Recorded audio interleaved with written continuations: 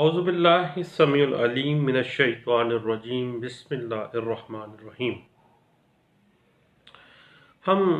Agreement to cell باختہ بیع جس کو کہا جاتا ہے اس کے مختلف لیگل ایشوز پہ بات کر رہے تھے۔ یاد رکھیے گا کہ ایگریمنٹ ٹو سیل میں صرف بیانے کی حد تک معاملہ ہوتا ہے اور بقیہ جو زر ثمن ہوتا ہے اس کی حد تک کچھ شرائط مقرر کی جاتی ہیں، اس کے بعد پھر اس نے ایک سیل ڈیڈ کی صورت میں جانا ہوتا ہے۔ اور اگر آپ کسی ایگریمنٹ ٹو سیل کی اسپیسیفک پرفارمنس کروانے جاتے ہیں تو جو بقیہ زر ثمن ہے وہ خواہ اگر انسٹالمنٹس کی صورت میں ہے یا خواہ کل رقم کی ادائیگی کی صورت میں ہے، دونوں صورتوں میں بقیہ رقم جو ہے وہ عدالت میں جمع کروانا چاہیے، اور عدالت کو چاہیے کہ وہ سیکیور کرے کہ کیا واقعی بقیہ زر ثمن جو ہے وہ اس کا ارینجمنٹ ہے پارٹی کے پاس یا نہیں ہے۔ اور اگر specific performance of agreement to sell کے لیے کوئی پارٹی جاتی ہے کورٹ میں، تو اگر حتیٰ کہ قانون یہاں تک کہتا ہے کہ اس کو چاہیے کہ ایز سون ایز پاسبل وہ جو بقیہ زر ثمن ہے وہ عدالت میں جمع کروا دے۔ اگر نہیں ہے تو پھر نہ ہی اس کو حکم امتناعی کو کنفرم کیا جانا چاہیے اور نہ ہی اس کا دعویٰ جو ہے اس کی مینٹینیبلٹی ہونی چاہیے۔ اس حوالے سے 2017 CMR پیج 2022 اور 2018 YLR پیج 713 جو ہے وہ اس بات کی انٹرپریٹیشن کرتی ہے۔ اس کے بعد یاد رکھیے گا کہ ایگریمنٹ ٹو سیل کی جب آپ اسپیسیفک پرفارمنس میں جاتے ہیں تو برڈن آف پروف ہمیشہ جو بائر ہے اس کے اوپر ہوگا اس وقت تک جب تک کہ اس ایگریمنٹ ٹو سیل کو مانا نہیں جاتا کہ واقعی یہ ایگریمنٹ ٹو سیل جو ہے وہ سیلر نے کیا ہے۔ اس کے بعد ایک بڑی ٹیکنیکل سی بات ہے کہ پہلے اگر ایک اقرار نامہ کیا گیا ہے اور پہلے اقرار نامہ انٹیکٹ جب تک ہوگا اس وقت تک اس پراپرٹی کی بابت جو ہے دوسرا اقرار نامہ نہیں کیا جائے گا، اور اگر پہلے اقرار نامے کے بعد دوسرا اقرار نامہ کر دیا جاتا ہے تو پہلے اقرار نامے کو اسپیسیفک پرفارمنس جو ہے اس کی نہیں کروائی جا سکتی۔ یعنی ایک ہی پراپرٹی کی بابت پہلے اقرار نامہ اگر انٹیکٹ ہے اور دوسرا اقرار نامہ آ گیا ہے تو پھر اٹ مینس کہ جو نیا اقرار نامہ ہے وہ پہلے اقرار نامے کی کچھ تبدیلی ہے، پہلا جو اقرار نامہ ہوگا وہ قطعی صورت اس کی اسپیسیفک پرفارمنس نہیں ہو سکتی۔ ایک سیٹلڈ پرنسپل تھا جو all India reporter 1960 Mysore high court page 59 میں ڈسکس کیا گیا، اور اس کے بعد 1988 CLC پیج 1755 اور 2005 CLC پیج 1207 اور 1213 میں، 2003 CLC پیج 496 اور 503 میں، اور PLD 2011 Karachi high court page 24 اور 31 میں اس سٹینس کو انٹرپریٹ کیا گیا، اور 2000 CLC پیج 1502 اور 1505 اور 2004 CLD پیج 1715 اور 1723 میں اس بات کو انٹرپریٹ کیا گیا تھا۔ جہاں تک معاملہ ہے کہ بقیہ زر ثمن جو ہے اگر عدالت میں جمع کروائے تو پھر آپ اپلیکیشن بھی دے سکتے ہیں کہ چونکہ اگر بینک میں نیشنل بینک میں پڑا رہے گا وہ زر ثمن تو وہ چونکہ جو منافع ہے وہ نہیں اس اماؤنٹ کے اوپر لگے گا جس کا نقصان جو ہے وہ دونوں اطراف کو ہو سکتا ہے۔ اگر دعویٰ ڈگری ہوتا ہے تو پھر بھی نقصان ایک پارٹی کو ہوگا، اور اگر اتنی ہی اماؤنٹ کی صورت میں کیونکہ انفلیشن ریٹ بڑھ رہی ہے اس وجہ سے بقیہ زر ثمن جو ہے وہ نیشنل سیونگ سکیم کے اندر قومی بچت کی مختلف سکیمز میں بھی جمع کروایا جا سکتا ہے عدالت کو اپلیکیشن دے کے عدالت کی نگرانی میں، تاکہ منافع کے ساتھ رقم بڑھتی رہے اور اس رقم کے مطابق ہی رقم جو ہے وہ واپس جا سکے یا آگے جا سکے۔ اس حوالے سے 2002 YLR پیج 308، 2007 YLR پیج 992، اور 999 اور 2003 ہے CMR پیج 953 اور 2015 MLD پیج ہے 49 اور بقیہ زر ثمن کو قومی نیشنل سیونگ سکیمز کے اندر عدالت کی رضامندی کے ساتھ عدالت کی جو اجازت کے ساتھ جمع کروانا جو ہے تاکہ پروفٹ لگے گا اس رقم کے اوپر اور دونوں پارٹیز خواہ اس دعوے کی فیٹ کیا ہوگی یہ بعد میں ڈیسائیڈ ہوگا لیکن وہ جو اماؤنٹ ہے زر ثمن کی وہ منافع کے ساتھ تاکہ بڑھتی رہے. اس حوالے سے 2000 CMR پیج 538 اور 2001 MLD page 1518 PLD 2010 supreme court page 952 اور 958 اور 1989 CLC پیج 2301 اور 2323 پیج ہے. 2010 سے CMR پیج 286 اور پیج 300 اور 2013 CLC 1570 اور 1579 2013 CLC پیج 316 اور 342 اور 2016 MLD پیج 1665 اور 1670 جو پیجز ہیں یہ اس ٹینس کو کافی حد تک جو ہے وہ انٹرپریٹ کرتے ہیں. ضروری نہیں ہے کہ ایگریمنٹ ٹو سیل جو ہے وہ ریٹرن بھی ہونا چاہیے. بعض اوقات معاہدہ بے جو ہے وہ زبانی کی ہو سکتا ہے اور زبانی کی صورت میں جب آپ اس کانٹریکٹ کی اسپیسیفک پرفارمنس میں جائیں گے تو اس معاہدہ بے کی تاریخ، اس معاہدہ بے کا وقت، جائے معاہدہ کس جگہ پر وہ معاہدہ ہوا تھا، گواہان کون کون سے تھے، ان کے نام اور دیگر جو تفصیلات ہیں کیونکہ زبانی ہے، زبانی پروف اس نے ہی کرنا ہے جو پلینٹف ہے اور پلینٹف کو وہ تمام چیزیں جو ہیں وہ پرووائڈ کرنی پڑے گی اس دعویٰ میں تاکہ وہ زبانی جو ایگریمنٹ ٹو سیل ہے اس کی جو اسپیسیفک پرفارمنس کروائی جا سکے. اس حوالے سے 2016 YLR پیج 551 2017 CLC پیج 996 جو ہے وہ ہمیں اس بات کی انٹرپریٹیشن دیتی ہے.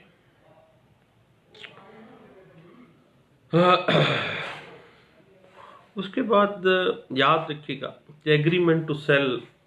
کے اندر دونوں پارٹیز اپنے آپ کو مختلف شرائط کے ساتھ باندھ لیتی ہیں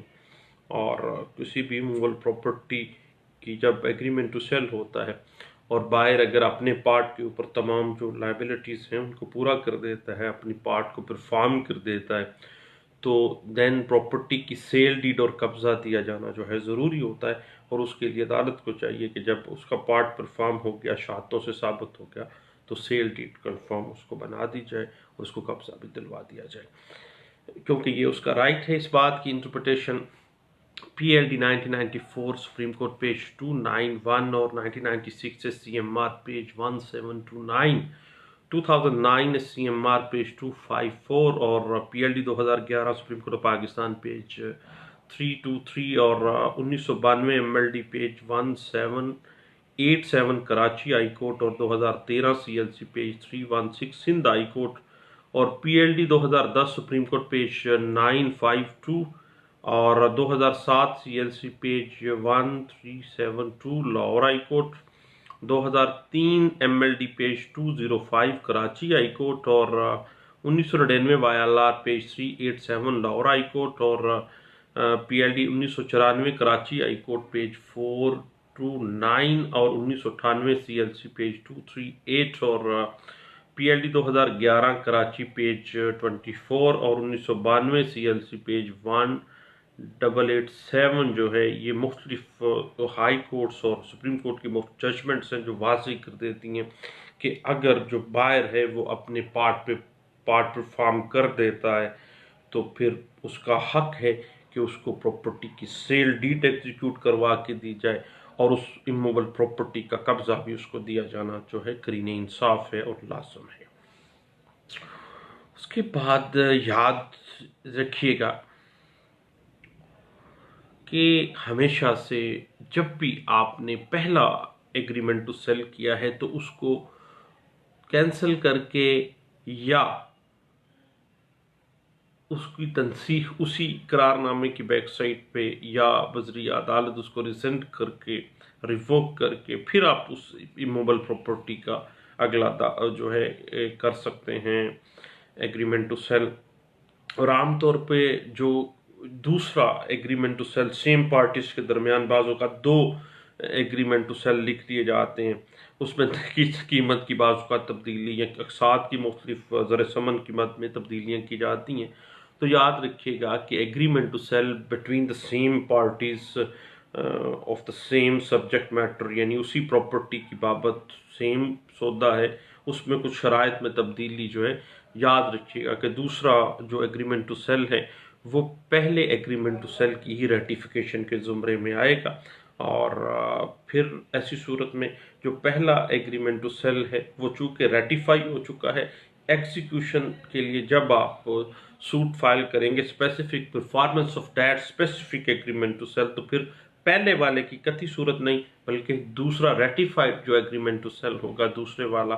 उसकी आप स्पेसिफिक परफॉर्मेंस का हक हासिल है आपको, अदरवाइज नहीं है। इस हवाले से 1988 SCMR पेज 1696 और 1701 और 2006 SCMR पेज 562 और 573, PLD 2007 सुप्रीम कोर्ट पेज 582 और 59 जो है वो इस बात की इंटरप्रिटेशन करता है। उसके बाद एक बड़ी अहम सी बात है कि पिछले दिनों एक केस में हमने देखा कि agreement to cell between the 2 parties हुआ है और एग्रीमेंट टू सेल में डिस्प्यूट राइज हो जाता है। वो जो सेलर था उसने कहा जा मैं तुझे प्रॉपर्टी नहीं देता। अब बायर क्या करता है, बायर जाके उसके ऊपर 406 की FIR करवा देता है, जी इस प्रॉपर्टी की बाबत इसने मुझसे ये पैसा लिया है, इतना ज़र बयाना लिया है, अब ज़र समन कुछ रहता था तो बस ये मुकर गया है, ये ख़यानत मुजरमाना का मर्तकिब हो गया। तो भाई याद रखिएगा कि एग्रीमेंट टू सेल जब हो गया है किसी इमूवेबल प्रॉपर्टी का, तो उसमें किसी किस्म का अगर कोई डिस्प्यूट राइज होगा according to the nature of that specific immovable property, then that dispute can not be transferred into the criminal liability, that is only a civil dispute। और अगर इस तरह की कोई FIR होगी तो वो भाई क्वैशमेंट में होगी, क्योंकि वो सिविल नेचर मामला है, कतई सूरत क्रिमिनल लायबिलिटी क्रिएट नहीं करता एग्रीमेंट टू सेल की बिना पे। लेकिन यहाँ पे हमारे यहाँ SHO को 4 पैसे दो, पुलिस को पैसे दो और बस FIR करवा लो। हमारे यहाँ प्रॉपर्टी डीलर्स का ये वतीरा रहा है, लेकिन मैं नहीं समझता कि ये मामला बेहतर है, क्योंकि बुनियादी तौर पे ये क्रिमिनल लायबिलिटीज़ क्रिएट ही नहीं कर सकता है, सिविल लायबिलिटीज़ को क्रिएट करता है और सिविल नेचर मामला है। इस तरह की अगर FIR होती हैं तो उसको क्वैश किया जाना चाहिए। इस हवाले से 2013 YLR पेज 2513 आपको इंटरप्रिटेशन देती है, 2014 PCRLJ पेज 1305 और 2017 PCRLJ पेज 133 वाज़ेह कर देती है कि अगर एग्रीमेंट टू सेल के ऊपर कोई डिस्प्यूट राइज हो जाता है किसी किस्म का पार्टीज़ के मुक करने वगैरह का, तो वो क्रिमिनल ब्रीच ऑफ ट्रस्ट में नहीं आएगा और कतई सूरत वो क्रिमिनल लायबिलिटीज़ पे फॉल नहीं करेगा, बल्कि सिर्फ और सिर्फ सिविल नेचर की लायबिलिटी है और ऐसी FIR भी क्वैश कर दी जाएगी। और उसके बाद 2014 YLR पेज 2241 और 2015 की लैंडमार्क जजमेंट है सुप्रीम कोर्ट पाकिस्तान की, याद रखिएगा 2015 SCMR पेज 1575 में भी इसी बात को इंटरप्रेट किया गया था। उसके बाद याद रखिएगा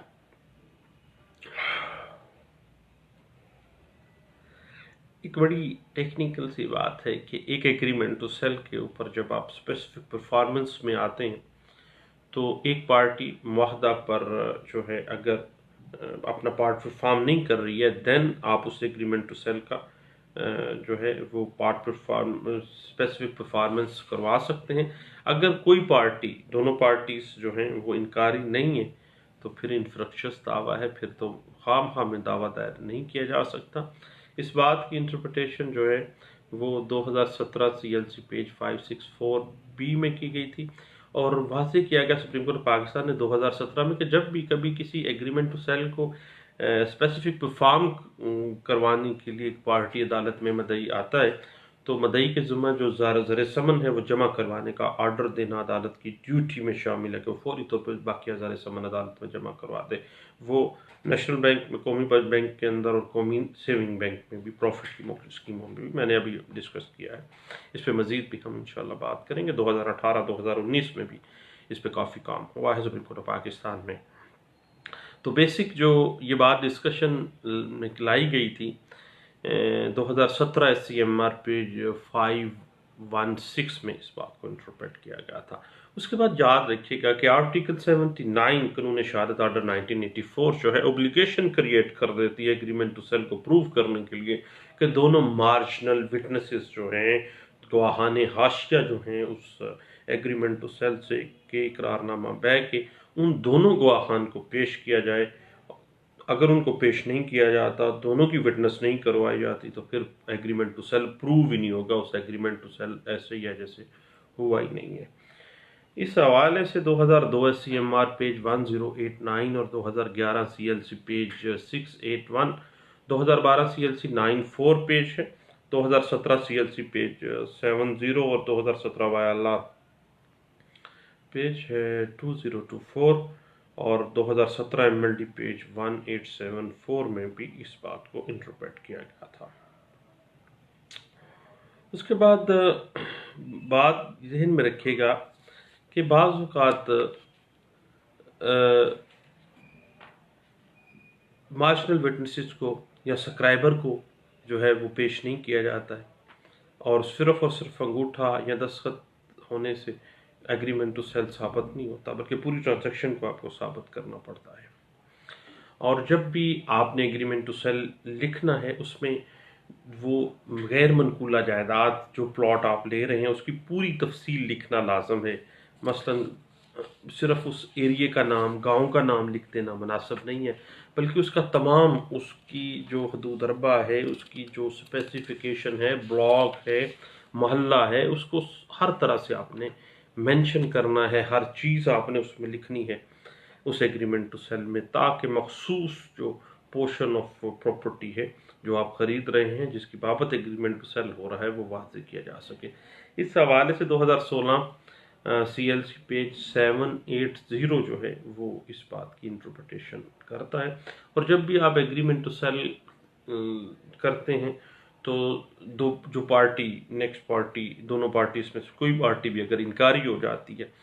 تو پھر آپ اسپیسیفک پرفارمنس میں آتے ہیں۔ Specific performance of that specific agreement to sell جب بھی آپ آئیں گے تو جب کاز آف ایکشن اکرو ہوا ہے، کاز آف ایکشن ارائز ہوا ہے، تو اس کی 3 سال تک اس کی لمیٹیشن ہے، 3 سال کے اندر آپ نے وہ کرنا ہے۔ اس حوالے سے 2016 CLC پیج 1268 جو ہے وہ اس بات کو انٹرپریٹ کرتا ہے۔ اور یاد رکھیے گا کہ ایک طرف معاملہ آ جاتا ہے بعض اوقات agreement to sell written form میں، اور ایک طرف آ جاتا ہے کہ اورل تھا، زبانی معاہدہ بے تھا۔ تو زبانی معاہدہ بے کو تحریری معاہدہ بے کے اوپر فوقیت نہیں ہوگی، بلکہ جو ریٹن میں لکھا ہوا ایگریمنٹ ٹو سیل ہے وہ ہمیشہ پریویل کرے گا، وہ فوقیت رکھے گا۔ اس حوالے سے 2016 YLR پیج 100 جو ہے وہ آپ کو ہیلپ آؤٹ کرتی ہے۔ یاد رکھیے گا کہ ایک اور بات ہے کہ عدالت کو چاہیے کہ جو ہی ایک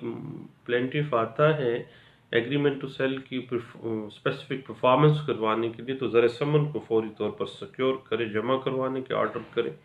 اور مقررہ وقت کو ایکسٹینڈ نہ کرے کسی صورت بھی،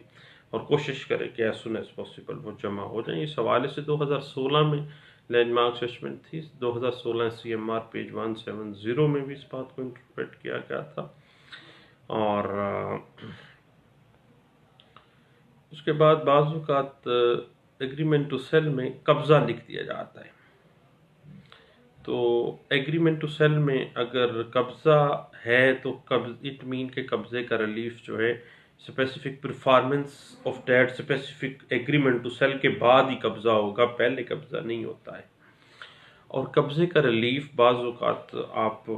نہ بھی مانگیں، دخلیہ بھی نہ بھی مانگیں اس میں اسپیسیفک پرفارمنس آف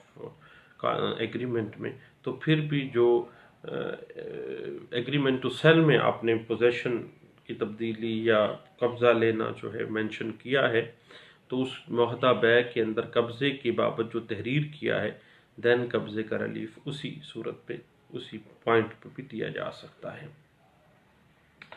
اور اس حوالے سے 2016 YLR پیج 321 جو ہے وہ ہمیں ہیلپ آؤٹ کر دیتا ہے۔ اس کے بعد جب بھی کبھی معاملہ آ جائے زبانی معاہدہ بے کا، ایگریمنٹ ٹو سیل بعض کا زبانی ہوتا ہے، تو اگر اس کی تاریخ، جگہ جس جگہ پر وہ ہوا ہے، کون سے گواہان موجود تھے، کون سے ایسے لوگ تھے جن کے سامنے وہ زر بیانہ دی گئی تھی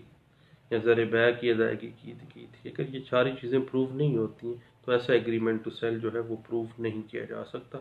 اس حوالے سے ایک 2016 YLR پیج 2428 جو ہے وہ ہمیں ہیلپ آؤٹ کر دیتی ہے۔ اور اس کے بعد یاد رکھیے گا